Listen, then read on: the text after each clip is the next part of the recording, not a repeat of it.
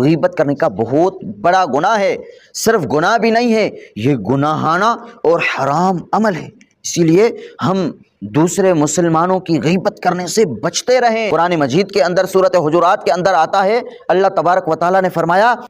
اَيُحِبُّ أَحَدُكُمْ أَن يَأْكُلَ لَحْمَ أَخِيهِ مَيْتًا فَكَرِهْتُمُوهُ، اللہ تعالیٰ کا ارشاد ہے کہ تم میں سے کوئی ایک یہ پسند کرے گا کہ اپنے مردے بھائی کا گوشت کھائے۔ دیکھو نا، کوئی طبیب کہتا ہے کہ آپ بڑا گوشت کھاؤ گے تو آپ کی صحت کے لیے نقصان ہے، کوئی طبیب کہتا ہے کہ آپ چھوٹا گوشت بکری کا کھاؤ گے تو آپ کی صحت کے لیے نقصان ہے، کوئی طبیب کہتا ہے کہ آپ مرغی کا گوشت کھاؤ گے تو آپ کی صحت کے لیے نقصان ہے، لیکن جو حکیموں کا حکیم اللہ تبارک و تعالیٰ ہے وہ فرماتا ہے کہ آپ اپنے مردے بھائی کا گوشت کھاؤ گے غیبت کر کے، یہ آپ کی صحت کے لیے بہت بڑا نقصان ہے، اسی لیے ہم اس گناہ غیبت کرنے والے سے بچتے رہیں۔